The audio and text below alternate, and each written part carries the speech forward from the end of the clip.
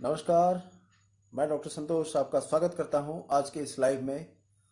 मैं आज आपके सामने कुछ बोलूं उससे पहले बहुत बहुत धन्यवाद देना चाहता हूं कि पिछली बार जो मैंने अपना वीडियो किया था बहुत ही अच्छा अच्छा रिस्पांस हुआ उसका।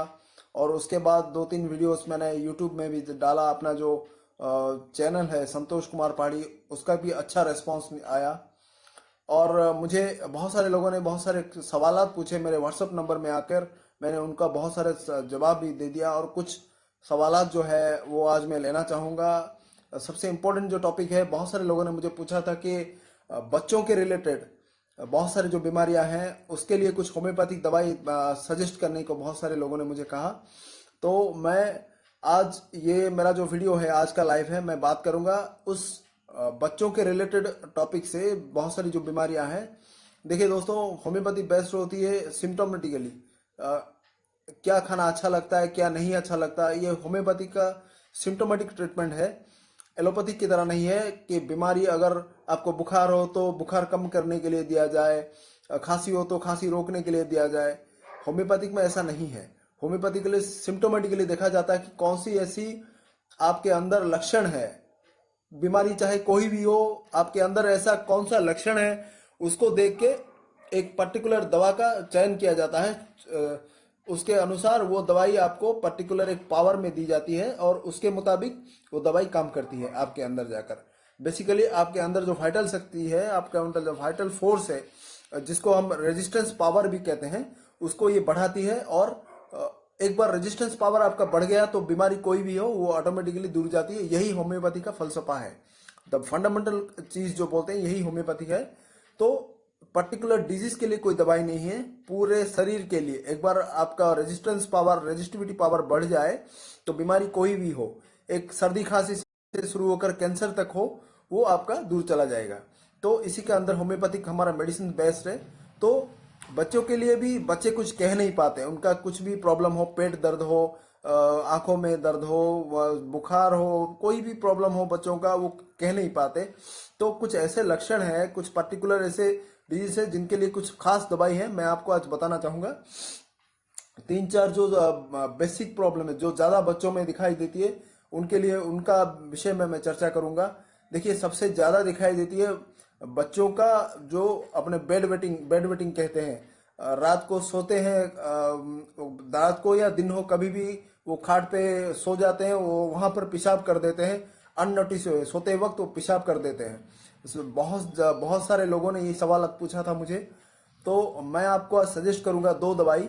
एक तो है पल्सेटिला और दूसरा है आपका कॉस्टिकम। दो दवाई फिर से मैं आपको बता देता हूं, पल्सेटिला एंड कॉस्टिकम। ये दो दवाई 30 पोटेंसी का लीजिए, सुबह शाम खाली पेट दीजिए। दो दो ड्रॉप करके उसका लिक्विड फॉर्म में ले लीजिए, सुबह शाम दीजिए। तो वो जो बच्चे अपने बेड पे पेशाब कर देते हैं सोते वक्त अननोटिस वे में, उनको पता भी नहीं चलता, रात को आपके पास सोते हुए होते हैं और पेशाब कर देते हैं। तो मैं आपको ये सजेस्ट करूंगा दो दवाई, पल्सेटिला और कॉस्टिकम। 30 पोटेंसी का दीजिए तो वो ऑटोमेटिकली आपका वो दूर हो जाएगा कुछ दिनों में। बेसिकली क्या होता है कि यूरिनरी ब्लैडर में एक मसल्स होता है, वो वीक होने के कारण ये होता है, अननोटिस वे में वो यूरिन निकल जाता है। तो आप अगर ये दवाई कुछ दिन देंगे, 7 दिन से 10 दिन या 1 महीने तक देंगे, तो वो आहिस्ता आहिस्ता वो मसल स्ट्रेंथ हो जाएगा और जो ऑटोमेटिकली इनवॉल्यूंटरी वे में जो यूरिनेशन हो जाता है उनका, वो कम हो जाएगा। दूसरी सबसे बड़ी चीज है बच्चों का खांसी होना। पानी में वो खेलते हैं, इधर उधर जाते हैं, बारिश में भीग जाते हैं, तो खांसी ज्यादा होती है। तो इस हालात में दो टिंचर मैं आपको बताऊंगा। एक है आपका अरेलिया रेसिमोजा। अरेलिया रेसिमोजा टिंचर आता है क्यू करके, उसको ले आइए। और दूसरा आपका है, अगर बच्चा ज्यादा खांसी होता है तो पासिफ्लोरा भी मिला सकते हैं। वो रात रात भर जागता रहता है, सोता नहीं है, खांसी रहती है, तो पासिफ्लोरा क्यू। और ज्यादा खांसी होती थी आपका आरलिया भी रेसिमोजा होता है। आरलिया रेसिमोजा टिंचर और पासिफ्लोरा, ये दोनों अलग अलग तरह से 10 से 20 ड्रॉप आप मिला सकते हैं कंडीशन के अनुसार। जो लोग मेरे दोस्तों देख रहे हैं, प्लीज शेयर कर दीजिए अभी, ताकि ये मेरा लाइव वीडियो ज्यादा से ज्यादा लोगों तक पहुंच जाए। प्लीज शेयर कर दीजिए। तो मैं बता रहा था आपको खांसी के बारे में, बच्चों की खांसी के बारे में। अरलिया रेसिमोसा टिंचर आता है, और अगर खांसी के साथ साथ वो रात भर सो नहीं पाते तो पासीफ्लोरा भी उसके साथ मिलाकर दे सकते हैं। दूसरी चीज मैं आपको बताऊंगा, जो बच्चों को बुखार आता है, बच्चों को अगर बुखार ज्यादा आता है, उतर नहीं पाता, वो एलोपैथी में जब जाते हैं तो उनको एंटीबायोटिक्स के साथ मिलाकर एसिक्लोफिनाक, पैरासीटामोल, P250, P125 करके ऐसा सिरप देते हैं, जो कि दिन में मैक्सिमम टू से 3 टाइम्स, 2 से 3 बार उनको देने को बोला जाता है। इसके अंदर अगर उनको बुखार आता है तो कुछ नहीं कर सकते आप। सच में बहुत ही मजबूरी वाली बात है। अगर आपने सुबह 7 बजे या 8 बजे दिया, फिर आपको बुखार आ गया 10-11 बजे, तो आप कुछ नहीं कर सकते, बहुत ही प्रॉब्लम। बहुत सारे मेरे पेशेंट आते हैं कि बोलते हैं अभी दिया था सर 1-2 घंटे पहले, फिर से बुखार कम हो गया, फिर आ गया, क्या करें, फिर से दे सकते हैं कि नहीं? एलोपैथिक में वैसा आप नहीं कर सकते। उनका जो डोज है उससे अधिक आप नहीं दे सकते, उसका साइड इफेक्ट हो सकता है। लेकिन होम्योपैथिक में हमारे पास ऐसा एक दवाई है जो आप रिपीटेडली हर आधे घंटे में, 1 घंटे में दे सकते हैं, तो आपका बुखार कैसा भी हो बच्चे का, वो किसी तरह का भी बुखार हो, वो आपका उतर जाएगा। तो मैं आपको वो दवाई बताना चाहूंगा। जी संपत भाई, मैं आपको इनवाइट करूंगा, थोड़ी देर इंतजार कीजिए, मैं आपको इनवाइट करूंगा। जो सवाल जो मेरे दोस्त देख रहे हैं वो पूछना चाहिए, मुझे पूछ सकते हैं। मैं बता रहा था बुखार के लिए आपका पहली दवाई है आर्सेनिक आल्ब, और दूसरा दवाई है एक्कोनाइट। एक्कोनाइट करके आता है, उसका 30 पोटेंसी, और आर्सेनिक आल्ब करके उसका भी 30 पोटेंसी आता है। नहीं तो बाजार में आपको अवेलेबल है फेबोक्लिन करके। फेबोक्लिन करके एक दवाई है, ज्यादातर जो लोग होम्योपैथी यूज करते हैं वो जानते होंगे। फेबोक्लिन करके एक आता है दवाई, उसको उसमें 10 से 15 दवाइयां मिला हुआ होता है, उसको लाकर आप 20 से 30 ड्रॉप्स दे सकते हैं आप बच्चों को। हर आधे घंटे से 1 घंटे के अंदर दे सकते हैं, तो उनका बुखार तुरंत ही 1-2 घंटे में उतर जाएगा। फिर उनका वो दवाई, उसका थोड़ा ड्यूरेशन बढ़ा देना, एक बार बुखार कम हो जाए तो वो ड्यूरेशन भी बढ़ा देना। उसका नाम है फेबोक्लिन। अगर पोटेंसी में देना चाहे तो आर्सेनिक आल्ब और एकोनाइट, मैंने कहा ये दो दवाई 30 पोटेंसी में आता है। ये तो हो गया बुखार के बारे में। 2-3 मेरे फ्रेंड्स ने व्हाट्सएप पे मुझे भेजा था, और एक प्रॉब्लम के बारे में, दांत निकलने का प्रॉब्लम है बच्चों को। जिनका दांत निकला होता है उनका थोड़ा बुखार भी आता है, और बहुत सारे का प्रॉब्लम्स आता है। तो दांत निकलते वक्त जो प्रॉब्लम आता है उसके लिए उनको कैमोमिला करके एक दवाई है, उसका 30 पोटेंसी दे सकते हैं दिन में 2 बार, कैमोमिला। और सीना भी आता है, जो खास करके मैं बता देता हूं आपको, जिनका वर्म की शिकायत रहती है, कृमि की शिकायत रहती है, पेट में कीड़े हो जाते हैं, कृमि वर्म इन्फेक्शन होता है, उनके लिए 2 दवाइयां आता है। एक होता है सीना, और दूसरा होता है सेंटोनिन। उसका और एक भी दवाई होता है कृमि का, ट्यूक्रियम करके। ये खास करके 3 दवाई, सीना, सेंटोनाइन एंड ट्यूक्रियम, ये वर्म इन्फेक्शन के लिए दिया जाता है। इसका टिंचर फॉर्म भी आता है, और इसका पोटेंसी भी आता है, आप कोई भी हो दे सकते हैं आप। तो ये वर्म इन्फेक्शन आपका जड़ से खत्म हो जाएगा कंटिन्यू देने के बाद। फिर आप कैलकेरिया कार्ब का 200 का एक या डोजेस दे सकते हैं उनको, तो वो वर्म इन्फेक्शन कभी होगा नहीं। देखिए एलोपैथिक में सिर्फ एक ही दवाई है उनका, अल्बेंडाजोल करके, बहुत सारे लोग जानते होंगे। तो अल्बेंडाजोल का वो दवाई, वो आजकल ज्यादा असर नहीं कर रहा, मैं देख रहा हूं अल्बेंडाजोल ज्यादा असर नहीं करता। तो होम्योपैथी का बहुत ही अच्छा स्कोप है, आप लोग दे सकते हैं। 3 दवाई मैंने कहा, फिर से एक बार रिपीट कर देता हूं। एक होता है सीना, दूसरा होता है सेंटोनाइन, और तीसरा है ट्यूक्रियम। इसका 30 पोटेंसी दे सकते हैं, और टिंचर भी अगर आता हो तो मार्केट में तो आप दे सकते हैं। दोस्तों, मैं जो सारी दवाइयां बता रहा हूं आपको हर होम्योपैथिक के दुकान में मिल जाएगा। आप मेरा ये लाइव खत्म होने के बाद इस वीडियो को आप फिर से देख लेना, और शेयर भी कर लेना, और वीडियो में आपको देखेंगे तो पता चल जाएगा और क्या क्या दवाई है। जी, तो मैंने कहा वर्म इन्फेक्शन के बारे में, और एक चीज मैं बता देता हूं। बहुत सारे लोग, बच्चों को दस्त होता है, डायरिया, डायरिया डिसेंट्री कहते हैं।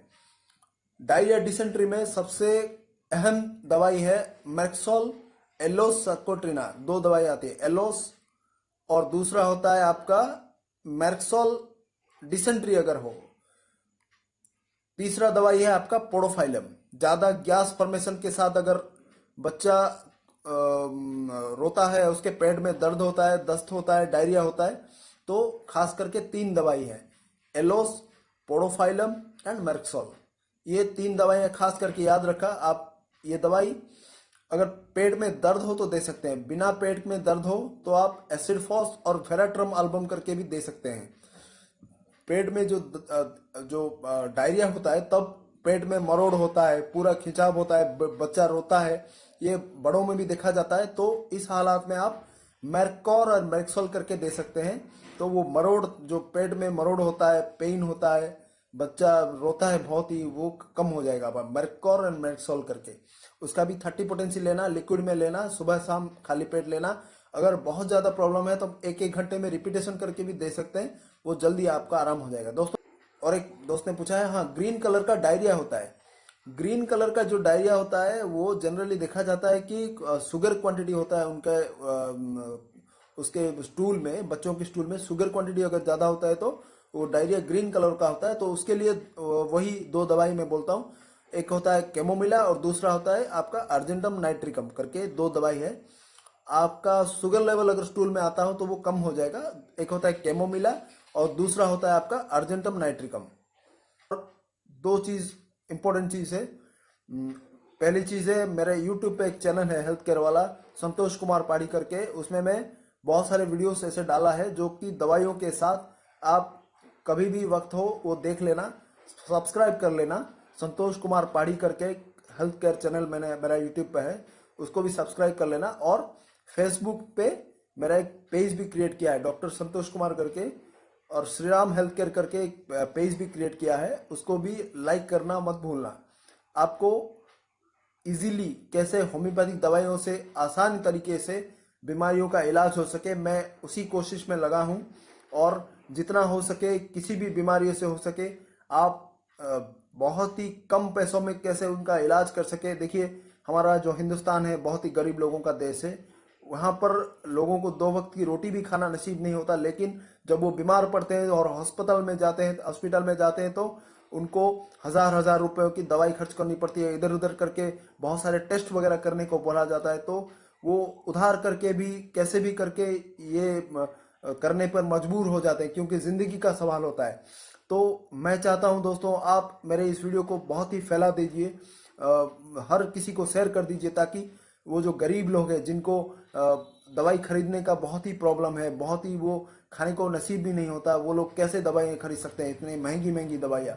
तो क्योंकि होम्योपैथिक बहुत ही सस्ती दवाई होती है और बहुत ही इफेक्टिव तरीके से आजकल बहुत ही इंप्रूवमेंट हो गया है। देखिए वो पुराने दिनों का वो होम्योपैथिक दवाई अभी नहीं है, अभी बहुत ही इंप्रूवमेंट हो गया है। पहले जमाने में बोलते थे कि ये कच्चा प्याज मत खाओ, लहसुन मत खाओ, ये मत खाओ, वो मत खाओ, लेकिन अभी अभी जो दवाई लेटेस्ट निकला है वहाँ आप सब कुछ खा सकते हैं। ऐसा नहीं कि होम्योपैथी खाएंगे तो ये सब कुछ यूज नहीं कर सकते, आप सब कुछ खा सकते हैं।